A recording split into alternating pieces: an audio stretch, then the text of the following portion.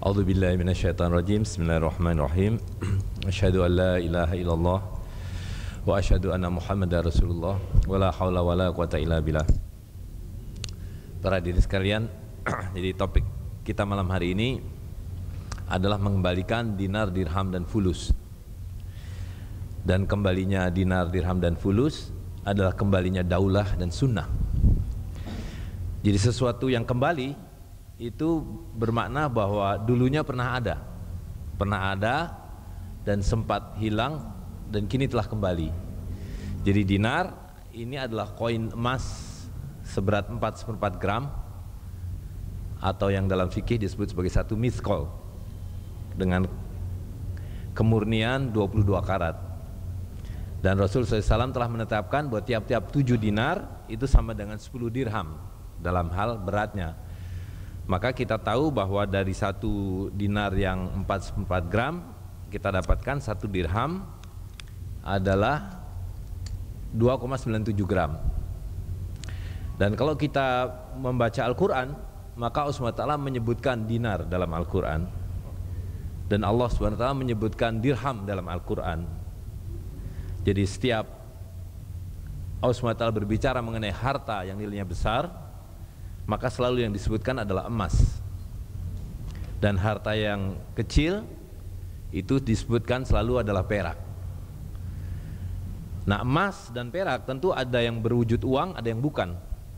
Jadi kalau dalam bahasa Arabnya itu ada yang disebut tiber, yaitu biji emas, dan ada yang disebut sebagai nukut, yaitu koin emas, dan satuannya disebut sebagai miskol.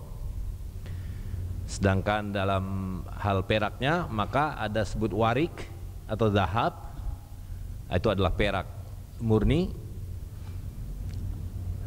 Ada yang disebut sebagai dirham, yaitu koin perak. Jadi kita harus membedakan mana yang uang, mana yang bukan. Tapi keduanya adalah harta, ya. Dan Allah SWT menciptakan emas dan perak tidak lain, tidak bukan adalah sebagai uang, sebagai alat tukar. Itu sebabnya haram hukumnya menimbun-nimbun emas dan perak, dan haram hukumnya menggunakan emas untuk apapun selain sebagai uang, kecuali ibu-ibu. Ibu-ibu diberi dispensasi untuk menggunakan emas sebagai perhiasan, ya. Selebihnya harus sebagai uang, gitu. Nah, selama beberapa ratus tahun terakhir, terutama 100-150 tahun terakhir, 100 tahun, kita tidak lagi melihat koin emas dan koin perak. Dan seluruh dompet kita, mulai dari kakek kita, bapak-bapak ibu kita, isinya tidak lagi emas dan perak, tapi isinya adalah kertas. Dan selama 100 tahun terakhir ini, selama uang kertas dan sekarang kemudian juga sudah bermetamorfosa menjadi uang digital, hidup menjadi semakin menderita, makin sulit, makin susah, ya. Rasulullah SAW dalam satu hadisnya mengatakan akan datang satu zaman di mana semua yang kamu miliki itu tidak ada gunanya, tidak ada manfaatnya kecuali emas dan perak, kecuali dinar dan dirham. Dan pada saat yang lain Nabi mengatakan akan tiba satu masa di mana kamu tidak akan menemukan satu orang pun yang tidak makan riba. Bahkan mereka yang menolak pun pasti terkena debunya atau asapnya. Jadi dua hal ini terjadi bersamaan. Jadi karena riba, maka seluruh kekayaan kita menjadi hilang. Karena Allah SWT telah menyatakan yamhaqu wahu riba wa yurbi shadaqatan, aku hancurkan riba dan aku suburkan sedekah. Dan dalam banyak hadis Nabi mengatakan bahwa selama kita bermain dengan riba, maka akan musnahlah harta yang kita miliki. Musnah secara nilainya, musnah secara keberkahannya. Nah, kabar baiknya adalah bahwa Nabi juga mengatakan, atau apa yang disebut dalam hadis yang tadi saya sebut, makna dari hancurnya riba atau semua yang kita miliki karena riba itu adalah mewujud pada uang kertas. Jadi dalam 100 tahun ini seluruh mata uang kertas, bahkan yang disebut sebagai mata uang yang kuat seperti dolar, pound sterling, Dutch mark, yen, itu kira-kira nilainya, daya belinya tinggal 1-3%. 97-99% sudah hilang. Nah, dalam beberapa hadis yang lain Rasulullah SAW mengatakan bahwa akan tiba pada manusia ya, di mana dinar dan dirham akan kembali. Dan mereka yang tidak memiliki dinar dan dirham, tidak memiliki yang kuning kata Rasulullah SAW, yaitu emas, dan yang putih yaitu perak, maka hidupnya susah. Hidupnya susah ya.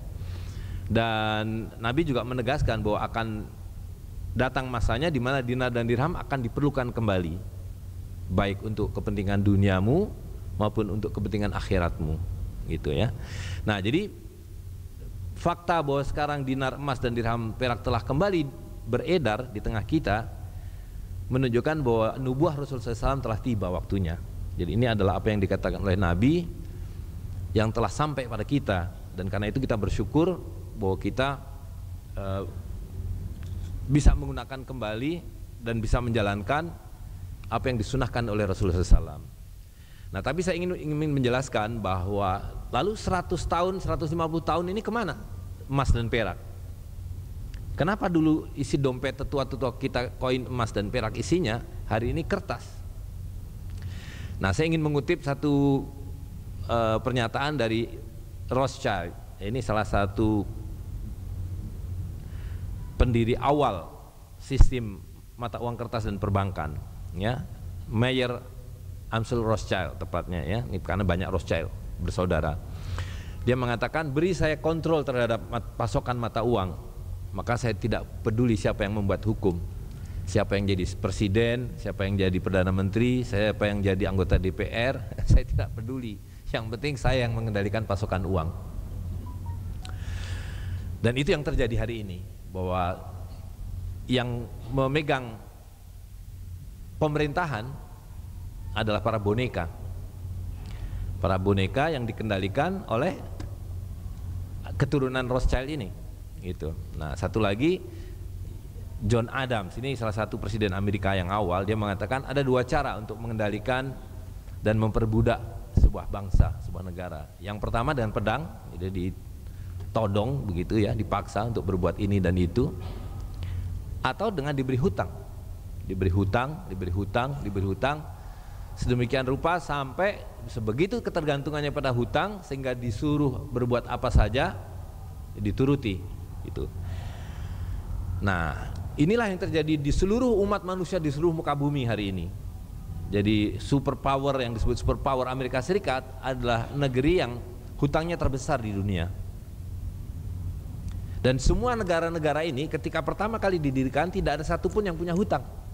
Ini yang perlu dipahami ya. Jadi dengan kata lain, sebuah institusi politik yang disebut negara itu adalah dibentuk oleh para bankir untuk memastikan bahwa dia punya nasabah yang bisa bertanggung jawab atas hutang-hutang yang diberikannya, dan bahwa sistem uang kertas itu sendiri adalah hutang itu sendiri ya. Jadi apa yang ada di dompet kita ini, uang-uang kertas ini bukan uang, ini adalah surat hutang, dan hutang ini berbunga. Jadi karena itu ini adalah riba. Dan sedemikian rupa sejak riba menjadi sebuah sistem, riba bukan lagi sesuatu yang kita lakukan. Jadi riba bukan lagi sebuah perbuatan, bahkan riba bukan lagi sebuah sistem. Riba adalah kita. Engkau itulah riba, ya. Yang kita makan riba, yang kita pakai ini riba, tempat kita sholat ini riba, ya. Bicara kita bicara riba, tingkah laku kita riba. Jadi riba bukan lagi what you do, tapi who you are. Itu begitu dahsyatnya riba ini sudah membuat apa yang disebut oleh Allah SWT sebagai orang yang sakit jiwa. Jadi kita semua manusia modern hari ini dibikin sakit jiwa karena riba. Dan dengan sakit jiwa itu maka segelintir orang ini bisa mengendalikan manusia dengan sihirnya. Jadi serupa dengan cara Fir'aun mengendalikan rakyatnya dulu, ya. Nah, jadi pertanyaannya kan, kalau semua negara itu hutang, mulai dari Amerika Serikat sampai Brunei yang kaya raya itu, ya, mulai dari negara yang besar sampai negara yang kecil-kecil ini, semua berhutang. Hutangnya pada siapa? Ya kan? Nah, jadi hutangnya ada pada segelintir orang. Dan kenapa mereka berhutang?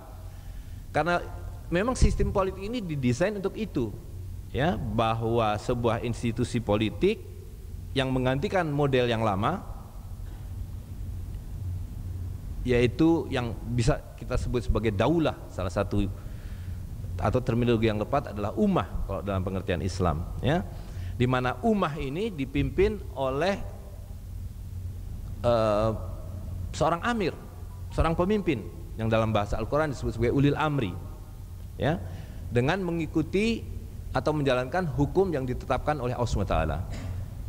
Nah, ketika datang segelintir orang, model kehidupan ini dirubah, di mana institusi politiknya kemudian disebut sebagai negara bangsa semata-mata supaya ada nasabah yang jelas bagi sebuah bank,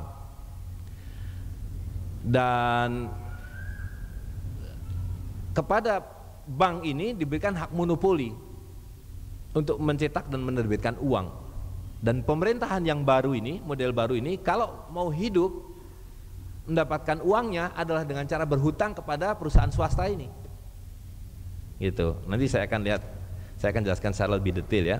Nah, jadi secara umum kehidupan sosial politik modern ini terbagi dua, di mana yang biru itu adalah pada tingkat nasional, di mana Anda harus membentuk sebuah sistem demokrasi supaya setiap 4 tahun atau 5 tahun diganti, ya, dengan cara memilih orang yang siapapun bisa dipilih asal dapat nomor lotre dari mayoritas. Jadi demokrasi itu adalah Anda memilih atau memilih siapapun asal suaranya banyak, mau tukang batu, mau profesor, mau tukang kayu, kalau Anda pilih jadi presiden dia, gitu, ya. Nah, dengan begitu kemudian dia bisa dikendalikan oleh satu oligarki internasional yang kuning itu, yang itu tidak ganti-ganti, itu turun temurun. Di mana tugas pemerintahan bentukan mereka ini ada 3 pada dasarnya. Pertama adalah tadi mengambil hutang supaya bank bisa mencetak uang. Ya, mengambil hutang supaya bank bisa mencetak uang, dan kemudian menghabiskan hutang itu yang tentu saja berbunga melalui apa saja. Mereka bilang, "You kan punya rakyat, bikin sekolah ngutang, bikin jalan ngutang, bikin jembatan ngutang, bikin pelabuhan ngutang, dan yang nggak perlu atau yang tidak diperlukan." Ya kan, kita punya Bandara Kertajati sekarang yang nggak kepake, kita punya MRT di Palembang itu yang sebetulnya tidak diperlukan, sehingga kewajiban yang ketiga adalah membayar hutang itu, dan caranya dengan memajaki rakyat, ya kan. Itu sebabnya tukang bakso dan tukang empek-empek harus dipajaki di Palembang itu, karena sudah terlanjur membuat MRT yang sebenarnya tidak diperlukan karena ada Asian Games, ya kan. Tapi yang penting adalah bahwa harus ngambil hutang, menghabiskannya, dan memajaki rakyat. Nah, inilah yang kalau kita lihat hari ini sebagai satu model kehidupan yang sangat menindas kehidupan yang dulu Bung Karno sebut sebagai neokolonialisme, neoimperialisme. Rasulullah SAW menyebutnya sebagai mulkan jabrian, sebagai sistem politik kehidupan yang angkuh dan menindas, gitu. Nah, ini semua adalah karena riba yang merajalela. Nah, jadi saya ingin menjelaskan lalu dari mana datangnya uang kertas, ya kan? Nah, jadi Allah SWT menyatakan dalam Al-Quran bahwa haram hukumnya untuk mengambil harta seseorang dengan cara yang batil. Jadi hanya dibolehkan illa antakuna tijaratan antarodi minkum, hanya boleh dengan cara jual beli atau berdagang yang redo sama redo. Ya, jadi haram hukumnya mengatakan bahwa Anda di sini hanya boleh berjual beli dengan emas, atau hanya berjual beli dengan kurma atau dengan dolar. Ya, jadi harus antar dimingkum, ada kebebasan di dalam memilih. Jadi kalau ada orang membawa kedelai ke pasar, mau membeli ayam, dan yang punya ayam bersedia dibayar kedelai, bismillah. Atau dia membawa perak, dibayar dengan perak, bismillah. Nah, kita tahu dalam hadis Rasulullah SAW menyebutkan ada 6 yang disebut kemudian sebagai benda ribawi atau alat tukar, yaitu emas, perak, gandum, barley, kurma, dan garam. Nah, jadi ketika kebebasan itu ada, ketika belum ada para bankir yang memaksakan kehendaknya untuk menggunakan alat tukar yang mereka monopoli, itu hampir semua orang menggunakan atau memilih yang terbaik di antara alat tukar itu adalah emas dan perak. Ya. Jadi koin emas namanya macam-macam, solidus, dinar, dukat, pound sterling, peraknya ada real, ada dan macam-macam. Semua adalah emas dan perak. Lalu datanglah para pandai emas, mereka mengatakan megang emas itu tidak aman, berat, titipkanlah pada kami. Nah, lalu dititipkanlah koin ini kepada pandai emas ini yang kemudian nanti menjadi bankir. Mereka mengeluarkan kwitansi. Ini namanya promissory note, kwitansi janji hutang. Ya, jadi dalam bahasa fikihnya ini disebut sebagai ain, ini disebut sebagai dain. Nah, dulu di dalam kertas ini selalu tertulis seperti gambar mata uang itu ya, mungkin nggak kelihatan, bahwa ini adalah promissory note, janji hutang sebesar $10 dalam koin emas yang harus dikembalikan kalau pemiliknya ambil. Nah, jadi dalam kehidupan kwitansi ini hanya bertindak sebagai janji hutang. Ini haram hukumnya dipakai sebagai alat untuk jual beli, karena kalau membeli dengan surat hutang ini berarti tidak tunai. Nah, jadi ini harus dikembalikan, diambil koin emasnya atau peraknya, baru ini dipakai untuk jual beli. Nah, ini yang dalam fikih disebut sebagai yadan biadin, tunai. Jadi jual beli itu harus satu redho sama redho, yang kedua harus tunai, dan yang ketiga harus mithlan bimithlin, nilainya setara. Jadi kalau ibu menjual seekor ayam, maka ibu harus menerima harta yang senilai dengan seekor ayam. Nah, jadi lama-lama si pandai emas mengatakan, sudah bilang saja bahwa kwitansi itu bisa jadi uang, kan hartanya ada sama saya, ya kan? Jadi mulailah dia berlakukan sebagai uang. Dan kalau kemudian ada orang meminjam, nanti dia akan berikan pinjamannya, tapi tidak diberikan koinnya. Yang diberikan sebagai pinjaman adalah kwitansinya, dan nanti diberikan bunga. Tapi sebelum ke situ,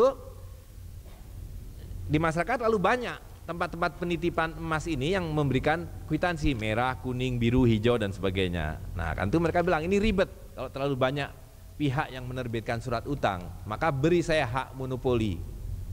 Ini satu bank mengatakan beri saya hak monopoli. Lalu pemerintah mengatakan, terus bagaimana dealnya? Nah, dealnya adalah kalau you perlu uang, saya berikan hutang, ya kan? Nah, jadi disitulah kemudian muncul yang namanya bank sentral.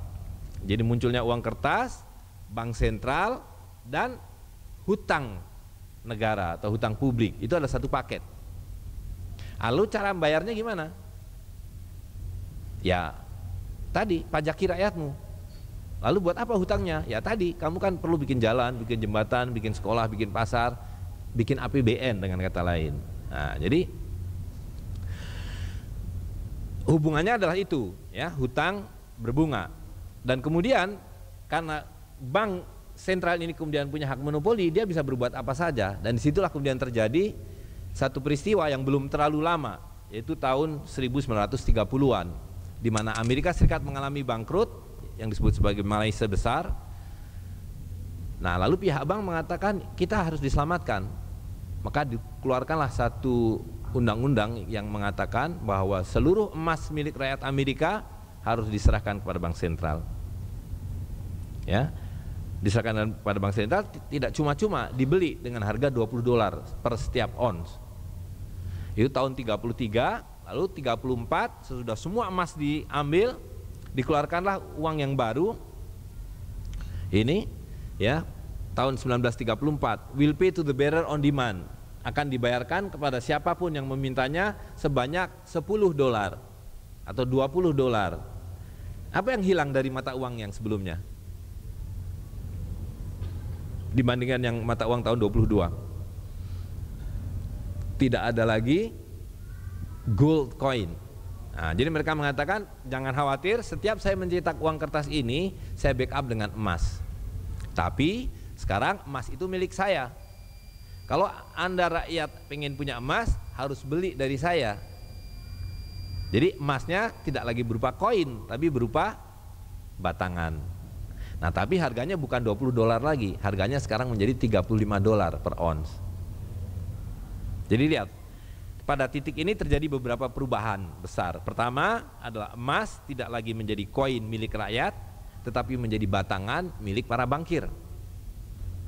Ya, jadi Anda sebagai rakyat tidak lagi bisa mendapatkan emas itu hanya dengan mengembalikan kwitansinya, tapi harus dengan cara membeli.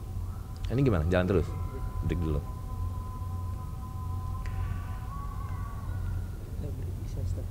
Sholat isya dulu. Oke, baik. Ini sudah masuk azan, jadi kita break dulu. Habis sholat kita lanjutkan. Baik, bismillah.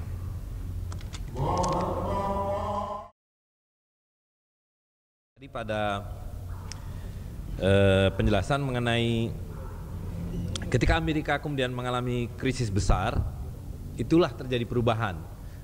Jadi semula emas dan perak itu beredar sebagai mata uang, kemudian diambil, dilebur menjadi batangan dan menjadi backup. Jadi modelnya adalah bahwa setiap uang kertas yang diterbitkan itu didukung dengan emas atau perak, umumnya adalah emas, dan itu menjadi model dimanapun sebuah negara ketika didirikan. Ya, jadi kalau kita lihat ketika Republik Indonesia didirikan, itu pemerintah membuat satu undang-undang yang mengatakan bahwa setiap 2 rupiah itu sama dengan 1 gram emas. Jadi 1 gram emas nilainya adalah 2 rupiah. Jadi maknanya kalau kita memegang 100.000 ini adalah hutang dari bank sentral sebanyak berapa gram? Kalau 1 gram 2 rupiah, 100.000 berapa gram? 100.000 bagi 2, 50.000 gram. Jadi ini ada 50 kilo emas menurut undang-undang ini ya. Jadi dan semua mata uang yang lain begitu ya, real dan seterusnya. Nah, jadi ketika dukungan atau backup dari emas dicabut, maka sepenuhnya kita hidup di bawah kertas itu saja. Dan karena itu ya, ketika gambarnya Patimura dengan angka nolnya 3 disebut sebagai 1000, ya kan? Nah, ketika gambarnya diganti dengan Soekarno-Hatta, nolnya ditambah 2 menjadi 100.000. Nah, yang 99.000 dari mana? Ya kan? Gitu. Nah, jadi uang kertas ini menjadi alat untuk mengambil harta dengan sangat murah, karena untuk mencetak uang ini hanya diperlukan mungkin hanya 500 rupiah atau 1.000 rupiah, sedangkan kita harus membayarnya dengan sesuatu harta yang disebut sebagai 100.000 rupiah, ya kan? Gitu. Nah, jadi yang saya sebut tadi bahwa jual beli itu harus redo sama redo, harus ada nilainya yang setara dan harus kontan, tidak bisa dipenuhi oleh uang kertas ini. Gitu. Karena ketika membayarkan seekor ayam misalnya, atau ini dapat 2 ekor ayam. Nah, 2 ekor ayam itu kalau dipotong kemudian dimasak jadi gulai, menjadi ayam goreng, ayam bakar, masih ada nilainya kan? Nah, kalau kertas ini dibelah 2 jadi berapa? Tidak ada nilainya, gitu ya. Jadi membeli sesuatu dan uang kertas ini adalah merampok pada dasarnya, mengambil harta yang real dengan sesuatu yang tidak real, gitu. Dan kita tahu bahwa hari ini bahkan sudah tidak berupa kertas, melainkan sudah berupa pulsa digital. Itu ya. Jadi sebagaimana kita sehari-hari sekarang kalau mau beli sesuatu barang tidak lagi menyerahkan kertas ini bahkan, tapi cukup dengan menulis angka-angka 125.000, nah, kita dapatkan barang dan seterusnya. Nah, jadi ini adalah satu kezaliman, karena orang lain kemudian bisa mengatakan, orang Amerika, bahwa kertas saya 14.000 kali lipat dari kertas saudara, ya kan? Jadi kalau kita pergi ke Washington atau ke New York beli apalah kopi gelas gini, dikasih nggak sama dia kalau kita pakai ini? Nggak dikasih. Tapi orang Amerika dengan 100.000 dolar, yang maknanya adalah 100.000 kali 14.000, 1,4 miliar. Datang ke Menteng ini, saya mau beli kopi 1,4 miliar. Dapat berapa dia? Kita kasih kopinya, ya kan? Seluruh Menteng ini habis kedai kopinya, diborong. Dengan cara itulah seluruh kekayaan kita mereka ambil. Kayu, boksit, emas, perak. Tinggal ditanya, berapa harga kayu kamu? 500.000 dolar. Dia tinggal ngetik di sini, 500.000, kasih nama dolar, ting, kita tebang kayu seluruh Kalimantan, ya kan? Dan kalau kita punya Hello Kitty 100.000 itu bisa dipakai buat beli permen. Nggak mau, nggak bisa, karena bukan saya yang memonopoli, bukan saya yang menerbitkan, gitu, ya. Nah, jadi ringkasnya, uang kertas itu tidak bisa memenuhi syarat atau rukun, bahkan itu 3 rukun jual beli. Nah, lalu yang ingin saya tambahkan sebelum nanti kita bicara tentang dinar dan dirham adalah bahwa uang kertas yang sudah zalim ini, yang sudah merupakan alat mengelabui ini, kezalimannya menjadi berlipat ganda melalui satu institusi yang disebut sebagai bank. Coba lihat ya, uang ini yang sudah kalau saya potong begini tidak ada nilainya, ini kalau dipinjam, kalau tidak ada bank, uang saya dipinjam atau uang Anda dipinjam, masih ada nggak uangnya? Nggak ada. Dia hanya akan ada lagi kalau dikembalikan, kan? Nah, tapi dengan bank, kalau ada orang minjam uang pada bank, bukan uangnya habis, uangnya beranak pinak. Ya, di sekolahan kita diajari bahwa kerjaan bank itu apa? Kerjaan bank adalah mengumpulkan uang dari masyarakat, lalu mengedarkannya lagi kepada masyarakat, kan? Itu bohong, nggak begitu kerja bank. Coba lihat, kerja bank itu adalah mencetak uang dari awang-awang dengan cara memberikan hutang. Itu sebabnya bank menghendaki semua orang harus berhutang, semua orang harus miskin, supaya membeli apa saja tidak bisa dengan tunai, melainkan harus pinjam pada dia. Karena begitu ada orang pinjam, uangnya beranak. Ada yang pinjam, uangnya beranak. Nah, coba kita lihat. Kalau ada Pak Abdullah nih, Pak A ini punya uang 100 miliar, sekarang kan pasti ditaruh di bank, kan? Nah, lalu pada Pak A diberitahu, Bapak jangan khawatir, Bapak punya uang 100 miliar. Tapi yang dikasih ke Pak A apa oleh bank? Sebelum Pak Abdullah ini pulang, dikasih buku tabungan atau sertifikat deposito. Nah, detik itu sebelum Pak Abdullah ini keluar dari pintu bank, si bank mencatat dalam bukunya bahwa dia punya uang 100 miliar. Betul nggak? Ya kan? Nah, detik itu uangnya jadi berapa? Jadi 200 miliar. Uang Pak Abdullah yang dibawa pulang berupa secari kertas, lalu catatan di bank sudah nambah 100 miliar. Ya kan? Nah, lalu orang-orang mau beli mobil nggak punya duit, mau beli rumah nggak punya duit, saya pinjam dong. Nah, dikasih. Nah, awalnya dulu kan dititipi Mas, dia keluarkan satu kwitansi, kan? Nah, kalau ada orang pinjam dia bilang, nih saya punya harta.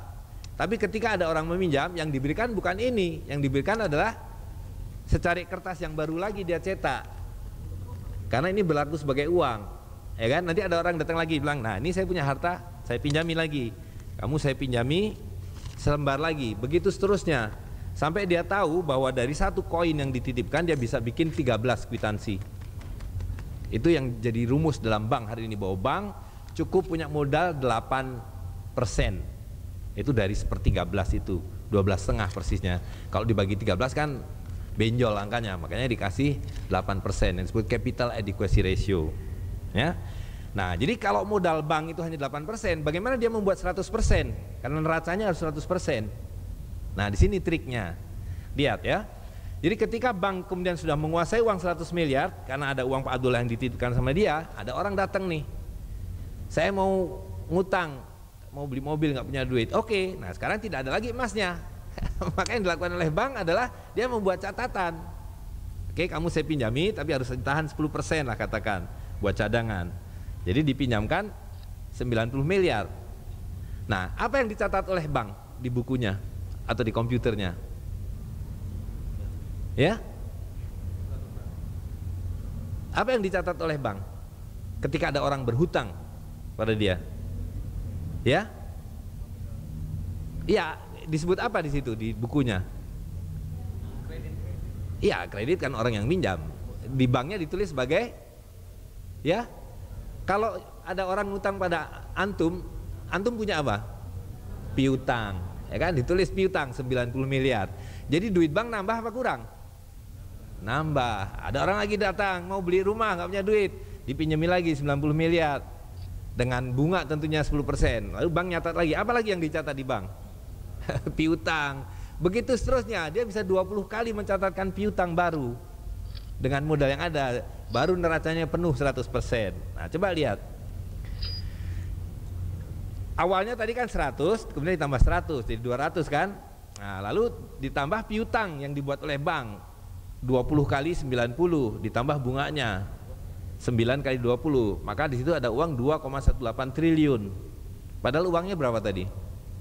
100 miliar. Jadi yang 2 triliun 80 miliar dari mana? Ada uangnya? Tidak ada. Tuyul. Jadi banking adalah tuyul, perbankan adalah tuyul. Dulu tuyul itu digambarkan anak kecil, perutnya botak, kepalanya botak, perutnya buncit. Sekarang berjas berdasi, ya kan? Yang berjilbab banyak juga. Nah, apa yang perlu kita ketahui adalah bahwa apa akibatnya ketika harta itu yang sudah tidak ada sebenarnya, itu sebabnya ini sihir. Karena harta itu tidak ada, hanya permainan angka-angka, kemudian digelembungkan. Kalau di sini ada satu dompet, ini ada 100.000. Berapa harga dompet ini? Nggak ada yang lain-lain. Harga dompet ini adalah 100.000, ya kan? Nah, sekarang dompetnya tetap, duitnya digelembungkan tadi tuh dengan kredit dan bunga menjadi 20 kalinya, katakanlah menjadi 2 juta. Maka harga dompet ini sekarang menjadi 2 juta. Mereka bilang itu inflasi biasa dalam hidup. Nah, inflasi adalah kebohongan, karena harta itu tidak ada yang berubah, nilai benda itu tidak ada yang berubah. Itu dibuktikan kalau kita punya 1 dirham perak, dari zaman Rasulullah SAW dapat seekor ayam, hari ini dapat seekor ayam. 1 dinar emas, dari zaman Rasulullah SAW seekor kambing, sampai hari ini dapat seekor kambing. Kalau yang kecil bisa dapat 2 gitu. Nah, jadi tidak ada inflasi itu. Yang ada adalah tadi mata uang yang terus-menerus merosot. Ya, jadi pada waktu Pak Harto belum turun, 1 kilo telur harganya 2.000. Sekarang Ibu beli telur harganya berapa sekilo? 20.000, 10 kali lipat. Jadi ini uangnya sama, 100.000, telurnya sama. Dulu dapat 50 kilo, sekarang dapat 5 kilo. Yang 45 kilo kemana? Sama dengan ini tadi. Kalau ini 1.000 jadi 100.000, yang 99.000 dari mana? Magic, ya kan? Magic. Nah, yang 45 kilo itu yang mereka curi melalui apa yang mereka sebut sebagai inflasi, gitu. Nah, jadi apa yang perlu kita ketahui bahwa itulah kehidupan kita hari ini, dikendalikan oleh sebuah sistem yang diciptakan oleh segelintir manusia yang kemudian membuat kita menjadi budak sepenuhnya. Ini adalah sistem perbudakan, di mana Anda tidak bisa mencari nafkah untuk anak istri Anda sepenuhnya, ya kan? Belum Anda terima gaji sudah dipotong dulu 20%, 15%. Nanti begitu dibawa pulang yang sudah tinggal 80% itu dipotong lagi, nanti beli baju dipotong, beli makan dipotong, pajak, ya kan? Gitu. Nah, kita duduk bicara di sini aja dipajak ini. Listriknya ada pajaknya, speakernya ada pajaknya. Gitu. Nah, lalu apa makna kembalinya dinar dan dirham? Tadi saya sudah sampaikan bahwa dinar dan dirham hari ini sudah kembali, sudah beredar, Anda tinggal pakai, ya. Dan itu maknanya adalah nubuah Rasul yang sudah tiba. Tidak ada penjelasan lain kecuali bahwa semua yang dikatakan oleh Nabi adalah benar. Dan kita bersyukur bahwa dalam hal kembalinya dinar dan dirham ini kita mengalaminya, ya. Nah, apa maknanya? Jadi seperti yang saya berikan dalam judul kita hari ini, kembalinya dinar dan dirham adalah kembalinya daulah dan kembalinya sunnah. Jadi dalam Al-Quran disebutkan dalam surat Al-Hasyr itu, ya, ayat 7, yang artinya adalah harta rampasan atau fa'i dari mereka yang diberikan Allah kepada Rasulnya dari penduduk beberapa negeri adalah untuk Allah, untuk Rasul, untuk kerabatnya, anak-anak yatim, wal masakin, ya kan, dan orang-orang yang dalam perjalanan. Nah, di situ kemudian dikatakan kala yakuna dulatul baina aqniya'i minkum, supaya harta itu tidak beredar di antara orang-orang kaya saja di antaramu. Nah, kata daulah itu hanya sekali muncul dalam Al-Qur'an, dalam ayat Al-Hasyr ini. Jadi dulatul aqniya'i minkum, baina aqniya'i minkum, jangan hanya beredar. Jadi kata daulah itu maknanya adalah beredar, berganti, berputar, ya. Nah, saya ingin mengaitkan itu dengan satu ayat lagi, juga hanya ada satu kata yang hanya muncul sekali dalam Al-Quran, yaitu hud. Itu dalam surat At-Taubah 103, hud min amwalihim shadaqatan, dan seterusnya. Ambillah zakat dari harta mereka untuk membersihkan dan menumbuhkan. Nah, yang perlu kita pahami adalah kata daulah itu. Jadi kita sering menggunakan kata daulah Islam, ya, yang kemudian diberikan arti politik. Di mana kata daulah ini kemudian secara resmi dipakai oleh Bani Abbasiyah untuk menyebutkan satuan politiknya sebagai Daulatul Islam. Nah, sebelum itu ada istilah lain yang digunakan oleh Rasulullah SAW, yaitu ummatan wasaton, ya. Nah, tapi yang saya ingin menjelaskan adalah kata Daulatul Islam itulah yang kemudian menjadi makna satuan politik dalam Islam.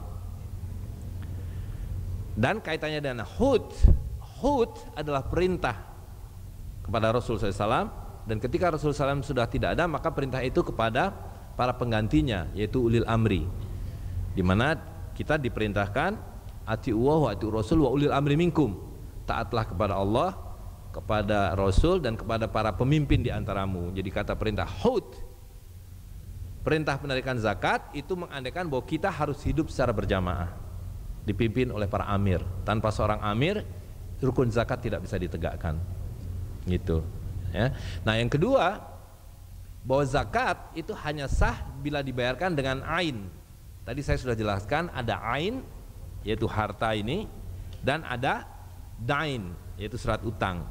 Zakat harta hanya bisa dibayar dengan harta. Jadi kok Anda punya kambing, hartanya dibayar dengan kambing. Punya kurma dibayar dengan kurma, punya padi dengan padi. Nah, kalau hartanya berupa uang, maka hanya sah dibayar dengan nukut, yaitu koin emas, dinar emas, dan dirham perak. Tidak sah dibayar dengan dain. Apalagi ini sekarang sudah bukan dain lagi, karena ini sudah menjadi surat hutang yang dikhianati. Jadi ingat, belum lama tahun 46 dijanjikan bahwa 100.000 rupiah ini sama dengan 50 kilo emas. Nah, sekarang kalau kita kembalikan, saya kembalikan kuantitas saya ini, mana 50 kilo emas saya? Dibalikin nggak? Jadi itu adalah amanah yang dikhianati. Karena itu gimana mau membayar zakat dengan surat hutang yang tidak ada hartanya? Ya kan, nisabnya aja tidak ada. Berapa nisab rupiah? Zakat rupiah. Berapa nisab zakat dolar? Tidak ada, gitu ya. Nah, jadi lihat, kalau kita lihat sejarah awal munculnya dinar, ketika Rasulullah SAW menegakkan daulah di Madinah, bahkan sampai beliau wafat, sampai Khulafaur Rasyidin, sampai kemudian Bani Umayyah, itu tidak ada dinar dan dirham Islam yang dicetak. Koin-koin emas dan perak yang beredar adalah koin-koin emas dari Romawi dan koin perak dari Persia, gitu. Nah, baru sesudah Khalifah Umar berhasil mengalahkan Persia, Umar lah yang pertama kali mencetak dirham. Tapi dinar belum bisa dicetak karena masih di bawah kekuasaan Romawi, ya. Baru nanti kira-kira 30 tahun kemudian, di masa Khalifah Malik bin Marwan, dia mulai mencetak koin emas sesudah mengalahkan Romawi, dan dengan tujuan salah satunya dia menolak kembali membayar upeti kepada Romawi, ya. Karena ketika menggunakan emas Romawi selalu masih harus membayar upetinya, gitu. Nah, jadi kalau dilihat di dalam gambar ini, ya, yang gambar koin emas, yang paling atas itu adalah koin-koin Romawi, di mana di situ ada gambar salib dan ada gambar Kaisar Romawi, ya, yaitu Heraklius dan anaknya. Nah, ketika kemudian Khalifah Malik bin Marwan sesudah mengalahkan Romawi secara politik, kemudian menerbitkan dinar, dia bertahap. Awalnya yang dia lakukan adalah meniru, tapi diganti, salibnya dibuang, diganti dengan mimbar. Hari ini kita terbalik, mimbar-mimbar Rasul SAW diganti dengan podium-podium dari gereja. Ini gereja ini. Jadi ini podium tidak selayaknya ada dalam masjid. Yang dalam masjid adalah mimbar. Nah dulu terbalik.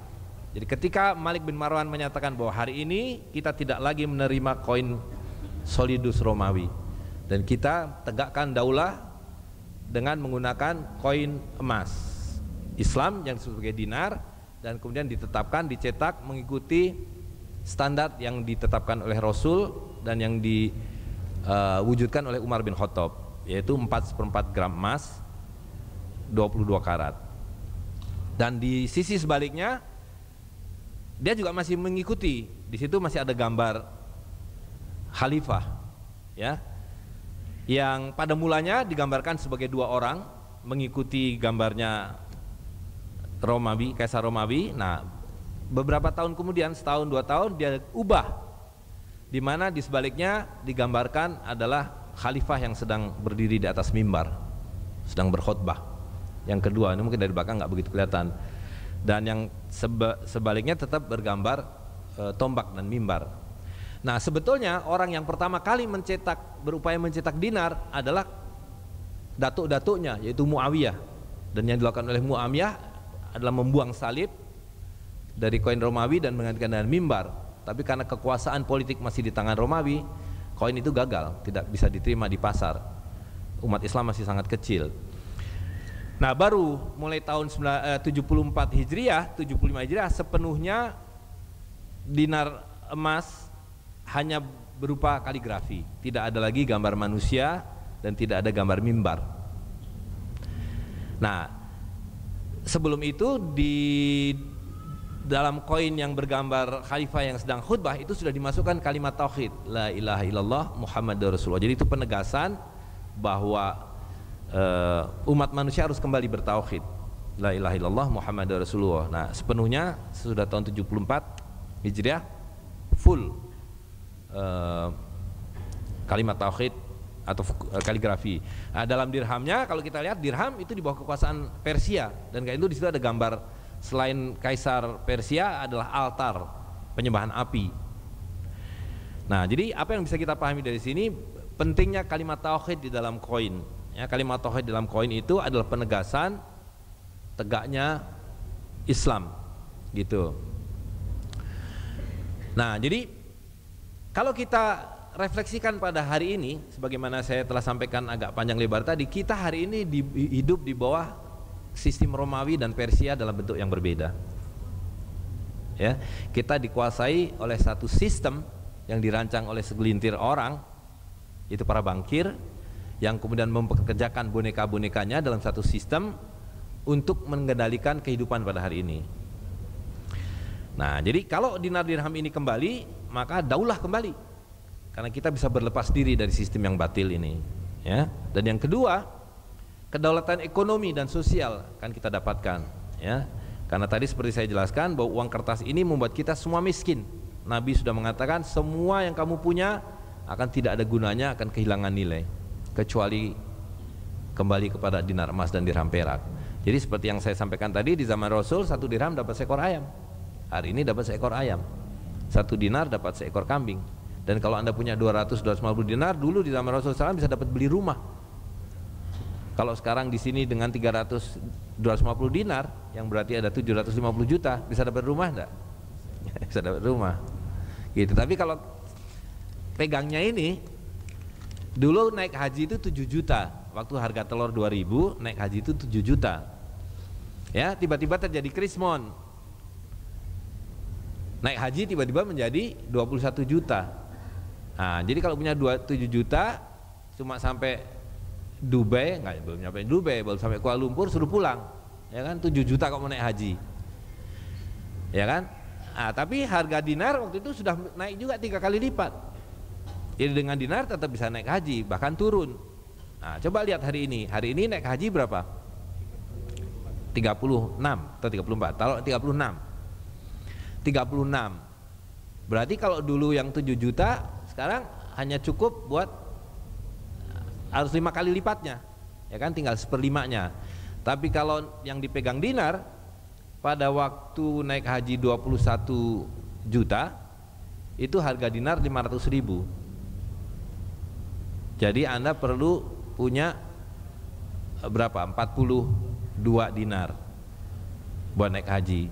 Sekarang 1 dinar 3 juta lebih. Kalau punya 42 dinar itu berarti kira-kira 125 juta. Bisa buat naik haji berapa orang? 3 orang ya. Jadi kalau Anda punya rupiah tinggal 1/5-nya. Kalau Anda punya dinar bisa buat 3 orang gitu. Jadi kedaulatan ekonomi bisa kita dapatkan gitu. Nah, dan sudah barang tentu adalah kedaulatan hukum dalam pengertian tidak mungkin kita bisa jalankan syariat Islam kecuali dengan dinar dan dirham. Jadi tidak mungkin kita membayarkan zakat secara sah kecuali ada dinar dan dirham. Gitu ya. Jadi semua imam besar, Imam Syafi'i, Imam Hanafi dan seterusnya itu menegaskan bahwa hanya sah membayar zakat itu dengan ain gitu. Dan yang lain-lain. Bagaimana kita bisa menentukan kapan seorang pencuri harus dipotong tangannya?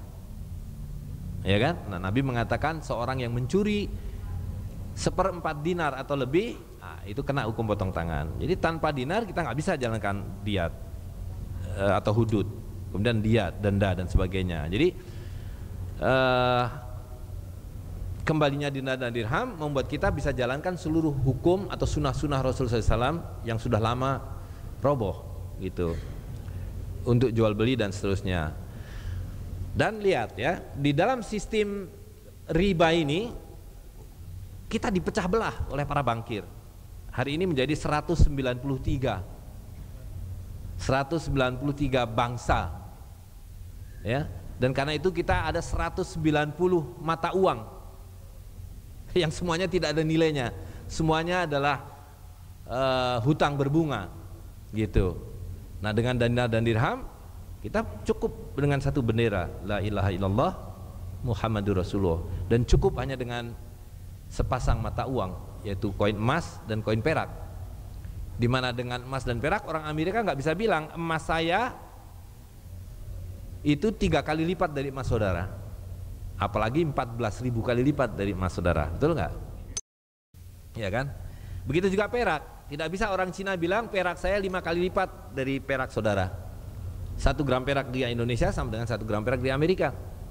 4 gram emas di Amerika sama dengan 4 gram emas di Cina, sama dengan 4 gram emas di Indonesia. Dan kalau dibelikan kambing pasti dapat 1 ekor atau 2 ekor gitu.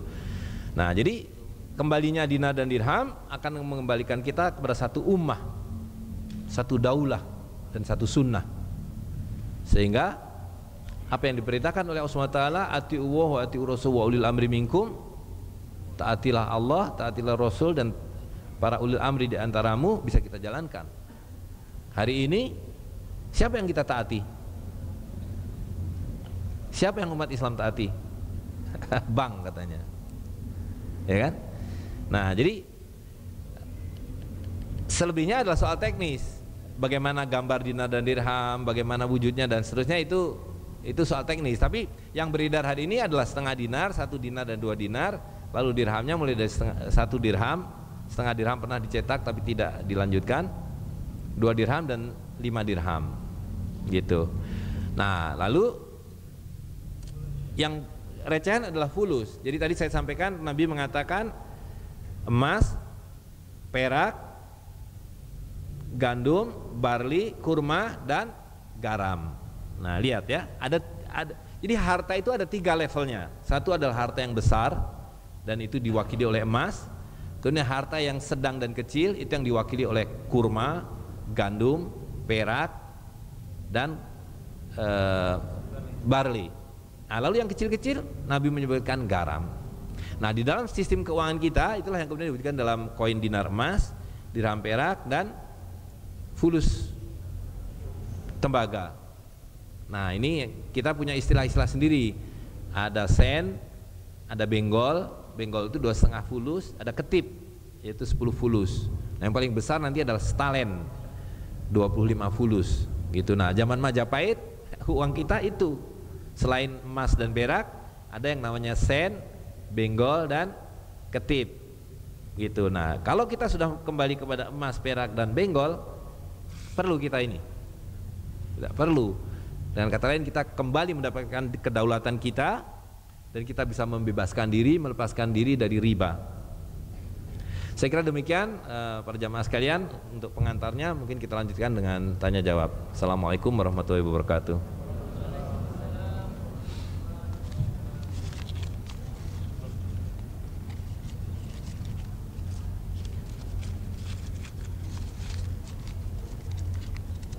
Untuk tanya jawabnya gimana teknisnya? Silakan. Oh gitu, baik. Ini zaman modern ini, tanya jawabnya aja pakai WhatsApp. Jadi dibacakan di situ. Baik.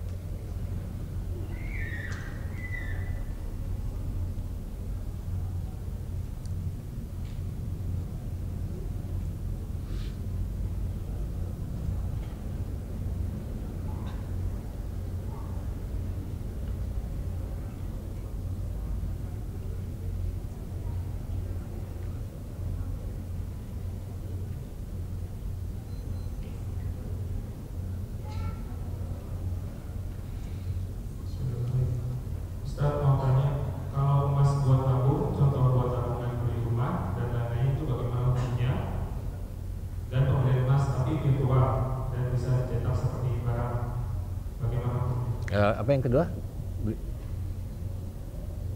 Emas tapi kenapa?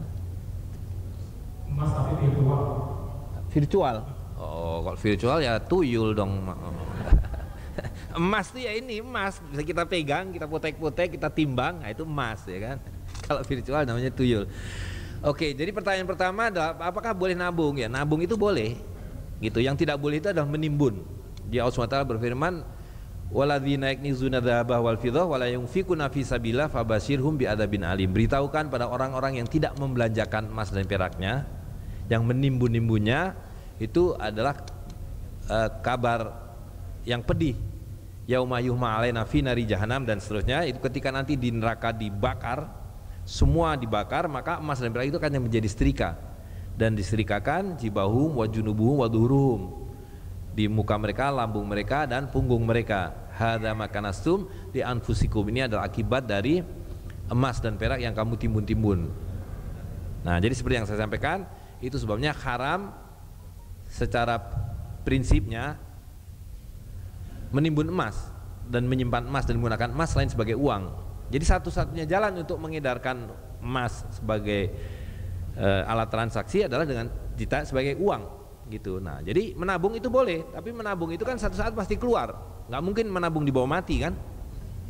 Itu. Jadi nanti sudah ditabung dipakai buat beli rumah, buat beli pakaian dan sebagainya. Jadi dengan kata lain, pokoknya adalah tidak kembali menjadi rupiah, tidak kembali menjadi kertas maksudnya. Justru tujuan kita kan tadi bagaimana mengubah kertas-kertas yang batil ini, yang tidak ada nilainya ini, menjadi emas dan perak dan kemudian digunakan di dalam transaksi. Nah, lalu pertanyaan kedua, bagaimana dengan virtual? Nah, kalau yang dimaksud virtual itu adalah membeli emas dan perak secara online, jadi begini, membeli apa saja dengan uang kertas ini kan batil. Ya kan, mau online mau offline ini kan bukan uang. Ini apa ini? Ini uang-uangan, Bu. Uang yang betul tuh ini emas dan perak, ini uang-uangan, ya kan? Nah, jadi saya sudah jelaskan tadi, membayar sesuatu dengan yang tidak hadir, tidak ada nilainya, apalagi dia hutang, itu adalah haram. Nah, tapi kalau yang dimaksud adalah bagaimana mendapatkan dinar dan dirham hari ini, kalau saya tinggalnya di Papua atau di Aceh, sedangkan di sana tidak ada peredaran koin kecuali harus mendapatkan dari Jakarta, ya kan? Nah, jadi kaidahnya adalah menghadirkan yang hak itu adalah wajib. Apalagi ini kan untuk membayar zakat. Menghadirkan sesuatu yang membuat yang wajib itu bisa dilaksanakan adalah wajib hukumnya. Nah, sedangkan ini adalah batil, ini riba. Jadi mengubah yang riba yang batil menjadi yang hak adalah wajib.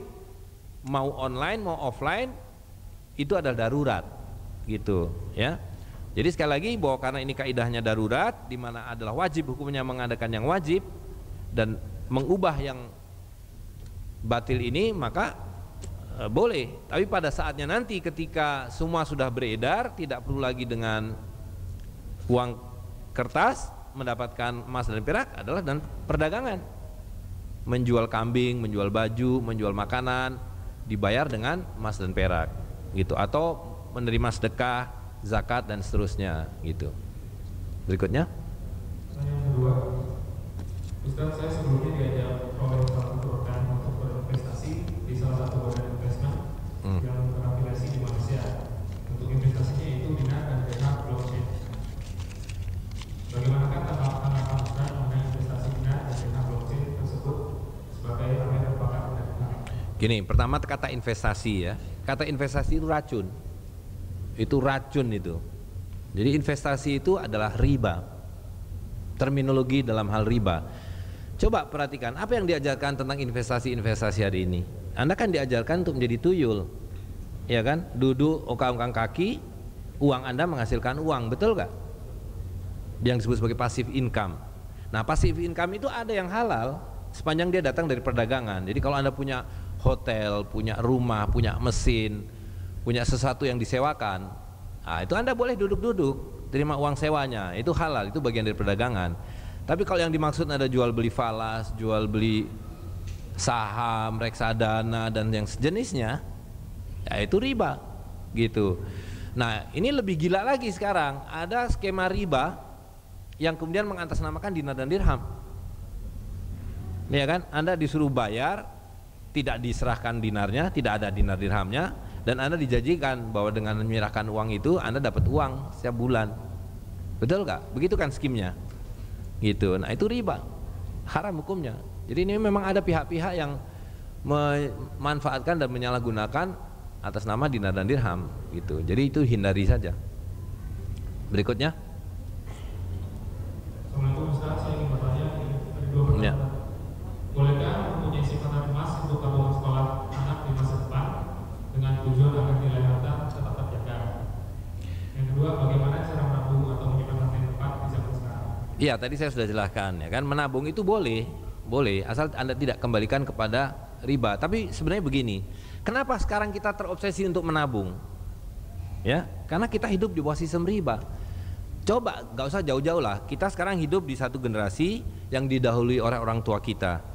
Nah, generasi orang tua kita saja, orang tua saya ya, mungkin ini udah jauh lebih muda. Orang tua saya itu generasi mereka nggak ada tabungan. Maksudnya tabungan yang seperti ginian ini, barangnya aja nggak ada, ya kan? Tapi mereka jauh lebih kaya daripada hari ini kita. Dia nggak punya tabungan, tapi tanah 1 hektar 2 hektar itu biasa. Rumah 1000 meter 2000 meter itu kecil, ya kan? Dia punya sawah, punya kebun, punya kerbau, punya kolam ikan, punya balong dan seterusnya. Kalau ditanya punya duit, nggak punya duit, tapi harta punya. Nah hari ini punya tanah 1000 meter, saya tanya coba, ya? Beli rumah aja tipe 21, kredit lagi, ya kan? Gitu. Jadi itu sekali lagi bahwa sistem perbankan ini datang menghancurkan kekayaan masyarakat dengan cara mensihir kita untuk menerima kertas ini seolah-olah sebagai emas, gitu ya, menerima bahwa yang bukan harta ini seolah-olah sebagai harta, dan kita seperti orang gila semua, berangkat jam 5 pagi, setengah 5 pagi, pulang jam 9 malam, ngejar-ngejar sesuatu yang tidak ada. Itu yang kata Allah SWT, seperti orang yang kena penyakit jiwa karena kerasukan setan akibat riba. Kita semua dibuat, itu yang saya maksud. Riba hari ini adalah kita ini riba, ya, bukan lagi apa yang kita perbuat. Kita duduk tidur pun terlibat dengan riba, gitu. Nah lalu yang kedua, bagaimana menyimpannya, menabungnya? Ya sekali lagi, dulu orang tua kita kan nggak ribut mau nabung di mana, mau nyimpan di mana, gitu ya. Nah jadi tidak ada solusi jangka pendek instan, maksudnya ya, dengan kata lain. Jadi kita harus menegakkan muamalah yang halal, kembali kepada dinar dan dirham dengan segala perangkatnya, dengan segala transaksinya, supaya kita bisa meninggalkan riba yang sangat menghancurkan kita ini, gitu. Jadi umat manusia hari ini kehilangan fitrahnya. Fitrahnya mencintai emas dan perak yang diberikan oleh Allah SWT hilang. Sekarang yang dicintai kertas. Fitrahnya laki-laki mencintai perempuan, perempuan mencintai laki-laki. Sekarang laki-laki dibikin mencintai laki-laki yang lain. Perempuan mencintai perempuan yang lain. Alhamdulillah banyak perempuan jadinya, ya kan? Gitu. Nah, begitu juga fitrah kita yang paling hakiki, wa ma khalaqtu jinna wa insan illa liya'budun. Allah SWT hanya menciptakan manusia untuk beribadah. Mana ibadah itu apa? Ya kan? Inna sholati wa nusuki wa mahyaya wa mati lillahi rabbil alamin. Hari ini inna sholati wa nusuki wa mahyaya wa mama lillahi riba alamin. Riba seluruh dunia. Gitu, ya. Jadi ini yang paling merusak, bahwa manusia hari ini terobsesi cara hidupnya, cara bicaranya, cara bekerjanya, semua didrive oleh riba, gitu. Jadi karena itu marilah kita kembali song-song zaman yang baru ini, yang kata Rasulullah SAW sudah sampai pada kita, gitu. Terus berikutnya ada pertanyaan dari Pak, bagaimana cara mendapatkan dinar dan dirham? Lalu kalau kita sudah tahu bahwa uang kertas adalah sumber riba, apa hukumnya kita yang sekarang ini masih menggunakan uang kertas? ya kan hukum tidak berubah. Semua orang makan babi, emang babi jadi halal? Ya kan? Sama, semua orang makan riba hari ini, kita semua tidak mengubahnya menjadi halal, tetap haram, dan karena itu harus kita tinggalkan. Nah, bagaimana cara mendapatkan dinar dirham? Banyak caranya. Cara pertama Anda datang ke pasar berdagang, atau kalau Anda seorang dokter atau punya toko, beritahu di situ bahwa toko saya menerima pembayaran dengan dinar dan dirham. Nanti akan ada orang-orang yang membeli jasa dan barang Anda dengan dinar atau dirham, gitu. Yang kedua, saya orang gajian. Bilang sama bos, bos, gaji saya dengan uang yang betul. Saya nggak mau digaji dengan uang-uangan itu, uang mainan. Gaji saya dengan koin emas dan koin perak, gitu. Nah, kalau bosnya nggak mau, tetap punyanya rupiah, ya apa boleh buat. Dengan rupiah itulah tadi rupiah atau uang kertas ini tukarkanlah menjadi dinar dan dirham selagi masih ada harganya. Lama-lama nggak ada harganya. Tadi kan ini dapat 50 kilo emas kan Bu, bukan 70 tahun 46, baru 70 tahun lah ya, 70 tahun yang lalu ini dapat 50 kilo emas. Sekarang dapat berapa gram emas Bu? Ya kan 0, gitu.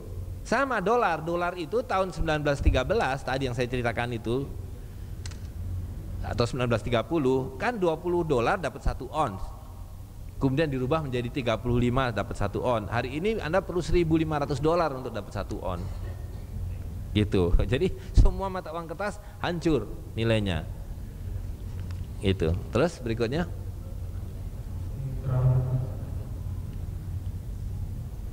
bisa bertanya bagaimana hukumnya investasi dalam bentuk emas dengan akad murabahah di sebuah bank syariah? Apakah sudah terbebas dari riba atau belum?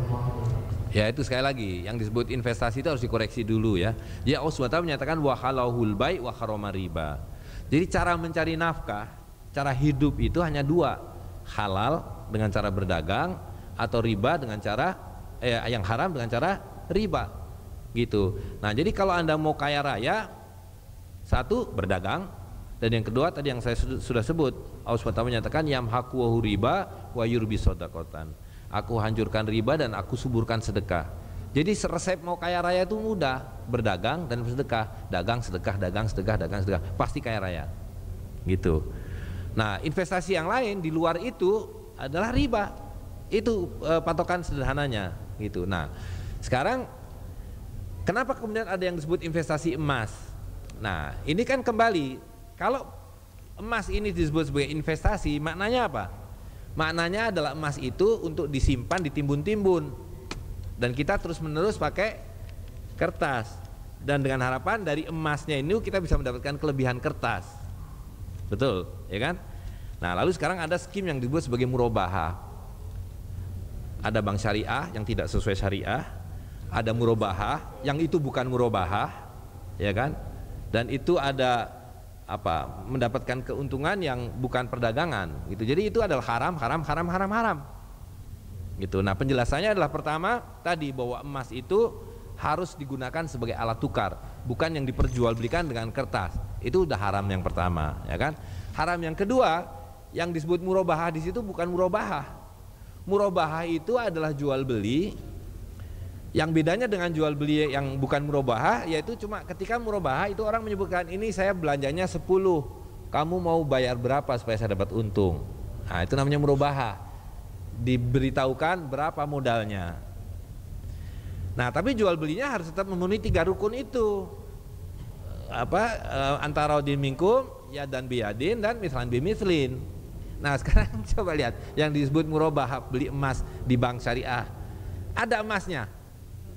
1, ya kan? Terus yang kedua, apakah dibayar dengan tunai? Tidak. 3, apakah setara nilainya? Tidak gitu. Jadi haram. Jadi kalau mau memiliki emas, beli dengan tunai, simpan bawa pulang. Gitu. Jadi jangan teracuni lagi kata investasi seolah dengan menyimpan uang atau mencicil uang itu dapat untung. Nah, apa yang terjadi sebetulnya yang disebut murabahah emas itu adalah Anda hutang berbunga dengan agunan emas.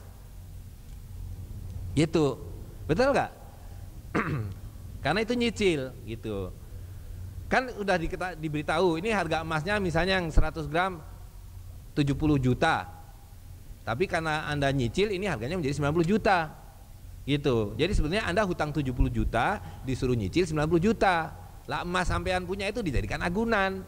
Jadi dibohongi berapa kali itu? Itu ya. Gitu. Harusnya beli emas ya beli bawa pulang. Anda kantongin. Kalau kapan-kapan perlu mau dijual, mau dibelikan sesuatu dan seterusnya gitu. Jadi jangan percaya sama perbankan yang mengaku-ngaku syariah. Ya. Berikutnya. Oke. Masih ada waktu, berarti sekarang pakai mic. Atau sudah selesai? Ya? Oh, sudah selesai. Oke, baik. Baik, atau mungkin ada 1-2 pertanyaan yang tertinggal yang mendesak sekali. Di belakang. Kita sampai 8:30 aja kalau gitu ya. Baik.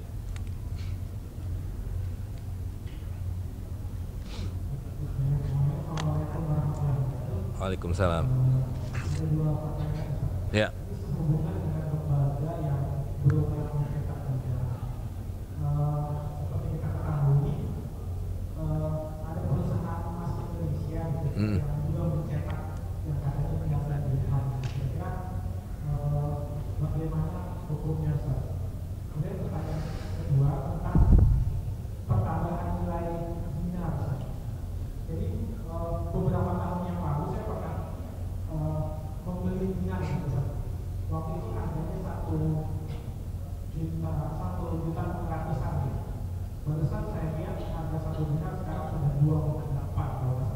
Juta, 3,1.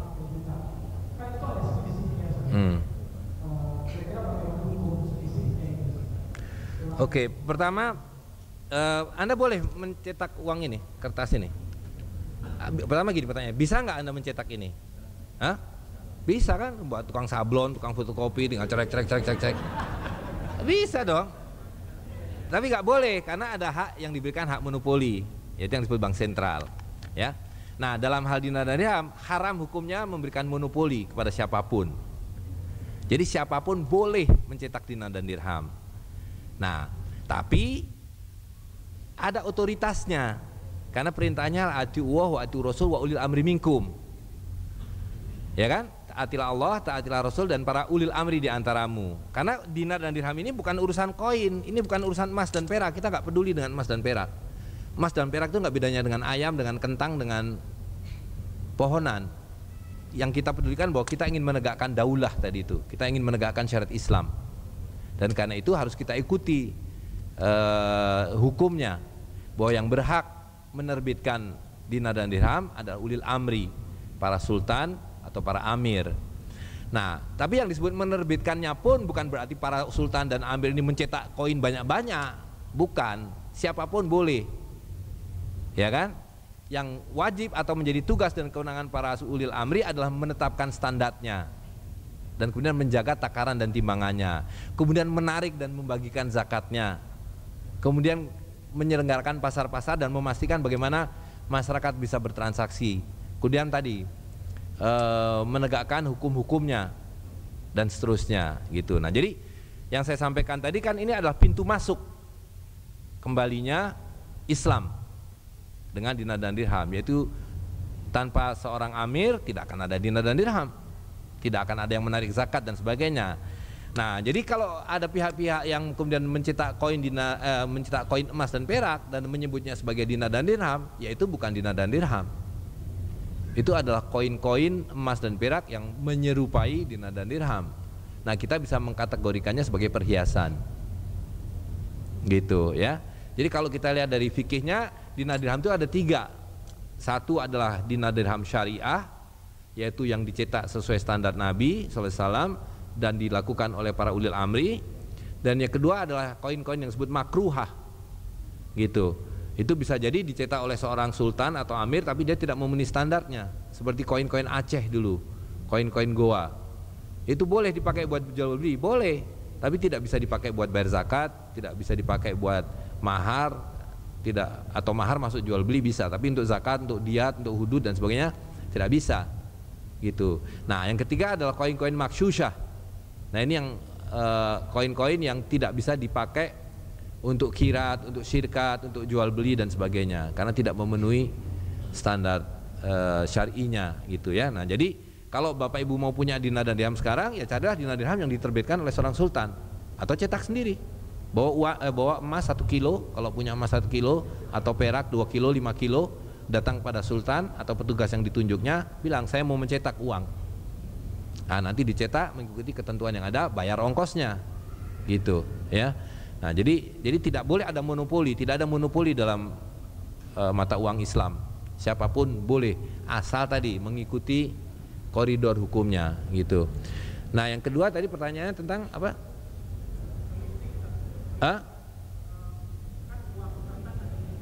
Oh, tenang ya.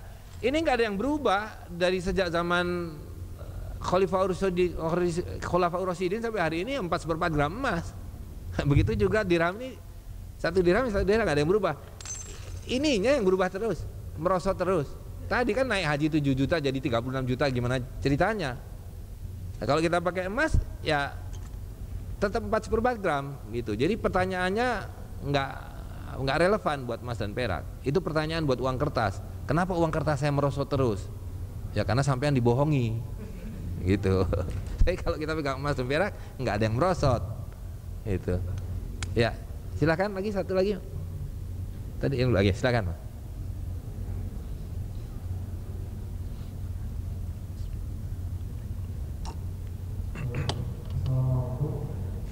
Waalaikumsalam.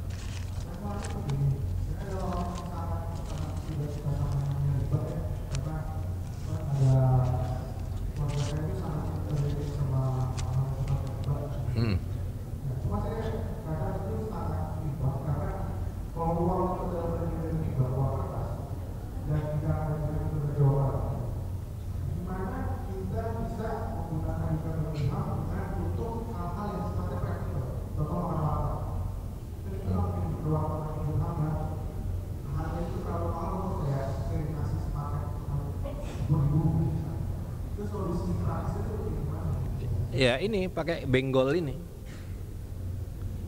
Sebentar lagi akan beredar koin benggol dan ketip. Anda ke warteg berapa harga 1 sen ini, 1 fulus ini kira-kira sebutir telur. Jadi kalau jadi begitu ada emas, ada perak, harus ada benggol, ada tembaga. Karena tanpa tembaga kita tidak bisa lepas dari riba. Karena untuk beli ini, ya kan? Nah, begitu sudah ada 1 sen, di mana 1 sen adalah 1 butir telur, kita bebas dari riba. Jadi ke warteg berapa harga nasi rames? Harga nasi ramesnya 1 benggol atau 1 ketip, 1 ketip. Nah, pelan-pelan kita akan lupa akan lupa dengan yang namanya 2.000, 5.000, 20.000. Bayangkan beli nasi sepiring kok 20.000, ya kan? Hanya karena nama angka Anda adalah rupiah, maka 20.000 rupiah dapat sepiring nasi rames. Tapi kalau angka Anda dikasih nama US dollar, 20.000 US dollar, seluruh isi warteg itu bawa pulang. Lihat sihirnya, Bu, ya kan?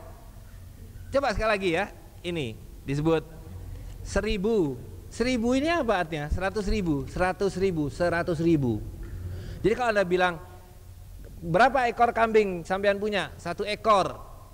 Nah, untuk jadi 100.000 bagaimana caranya? Harus ditambah kan? 1, 2, 3, 4, 5. Wah, ini bisa dihitung nih kalau 1 ekor, 2 ekor, 3 ekor, 4 ekor sampai 100.000 ekor kambing. Itu harta namanya, Bu.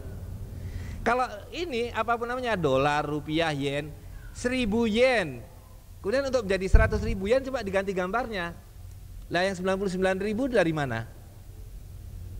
Ada yang bisa dipegang, ya? Nah, harta itu yang dalam fikihnya disebut tsaman, itu adalah sesuatu, kata Nabi, yang bisa ditakar atau ditimbang, gitu. Dan Nabi mengatakan kalau ditakar pakai takaran orang Madinah, so' dan mud. Yang ditimbang pakai timbangan orang Mekah, yaitu miskol tadi itu, ya. Jadi harta itu adalah itu, bisa ditakar atau bisa ditimbang. Ini bisa ditakar, bisa ditimbang. Kalau ditimbang, harga kertas kilo berapa? Jual kertas koran bekas tuh, ya kan? Sekilo berapa? 1.000 rupiah, pakai rupiah lagi. Sihir di atas sihir, di atas sihir, di atas sihir, gitu. Jadi kalau mau beli kertas pun bayarnya berapa kertasnya? Sekilo, 1 benggol. Nah, itu baru namanya harta. Dan jual beli ain maliatin. Nah, jadi jual beli itu kalau dalam fikihnya disebut tamliku ain maliatin, mendapatkan ain dengan mal, harta ditukar dengan harta. Hanya yang satu, harta yang bertindak sebagai alat tukar, yang kemudian perlu didefinisikan, perlu distandarisasi dan sebagainya. Jadi beli kertas benggol, beli makan tadi di warteg pakai ketip. Nah, jadi kita lupa tuh nanti 1.000, 2.000, 3.000 gitu. Mungkin dari ibu-ibu ada, silakan, Mbak.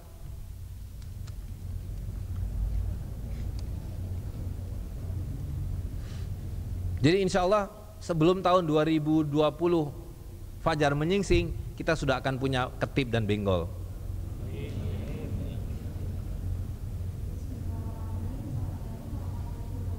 Waalaikumsalam.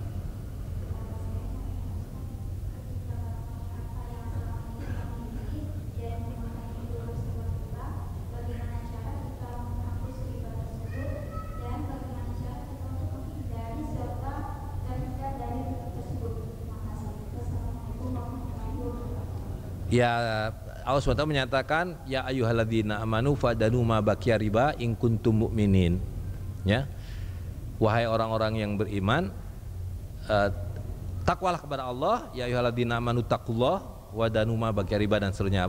Berhentilah makan riba kalau kamu betul-betul beriman. Jadi satu-satunya jalan tidak terlibat dengan riba adalah berhenti dengan riba dan berhenti dengan sistem riba. Jadi tidak bisa riba itu diputihkan atau dibersihkan, gitu. Allah SWT mengatakan, begitu kamu mengetahui riba, berhenti. Lalu yang sudah lewat itu adalah urusanmu dengan Allah SWT. Itu menjadi urusanku, urusan Allah SWT. Tapi selebihnya kamu harus berhenti. Kalau tidak berhenti, Allah SWT, kamu akan ditaruh di neraka selama-lamanya, gitu ya. Jadi dosa riba itu memang hanya kalah dengan dosa syirik. Karena itu kita semua harus berhenti. Nah, hanya berhenti dari riba ini karena kita sekarang hidup dalam sistem tidak bisa seperti balik tangan, gitu. Nah, karena ya kita beruntung riba itu nggak ada baunya. Coba riba bau comberan, ya kan?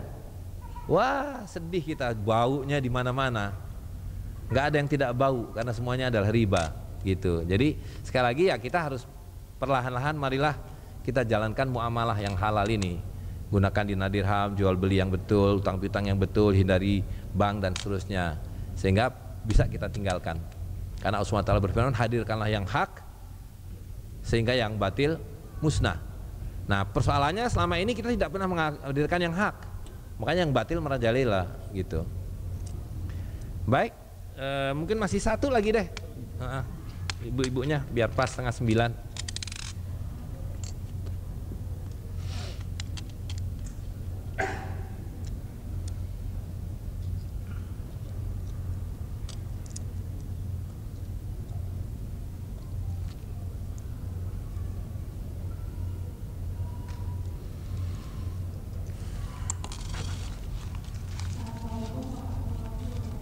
Waalaikumsalam warahmatullahi wabarakatuh.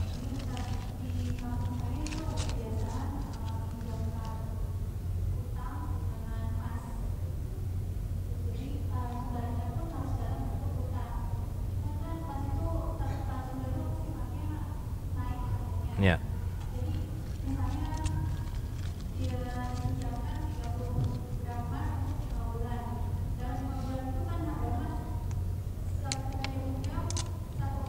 Ya.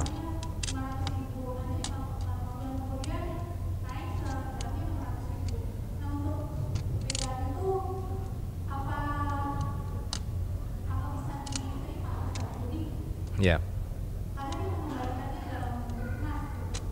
Iya, justru harus begitu. Jadi hutang piutang itu sekali lagi tadi yang saya jelaskan ini kan tidak bisa buat transaksi apapun, jual beli hutang piutang dan sebagainya, ya. Karena itu sudah betul. Kalau hutang piutang itu hutang piutang dengan barang. Hutang beras 1 liter kembali 1 liter. Nah, hutang emas 10 gram ya kembali 10 gram. Jadi nggak usah lagi dikaitkan dengan uang kertas, karena yang berubah kan uang kertasnya, emasnya tidak berubah. Gitu. Jadi kalau hutang piutang dengan emas itu sudah betul, harus kembali emas, gitu ya. Baik, seperti hanya arisan. Coba arisan itu, arisan 20 orang, terus arisannya pakai beras 1 liter per orang misalnya. Nah, yang dapat pertama kali 20 liter, nanti yang dapat terakhir 20 liter. Adil nggak, Bu? Adil kan? Nah, sekarang arisannya pakai uang kertas, ya kan? Yang dapat pertama kali 12 bulan yang lalu dapat 1 juta, yang dapat terakhir hari ini 12 bulan atau 20 bulan yang akan datang dapat sama-sama 1 juta. 1 juta 20 bulan yang lalu sama nggak dengan 1 juta? Nah, nggak sama. Tadi buat beli bensin mungkin sudah turun, buat beli beras sudah turun dan sebagainya. Jadi tidak adil. Jadi sekali lagi bahwa ini tidak bisa buat transaksi apapun. Secara substansinya begitu, secara hukum ya jelas ini haram. Gitu. Baik, Bapak Ibu sekalian, saya kira sudah dibatasi waktunya oleh panitia. Mudah-mudahan ini memberikan satu pencerahan.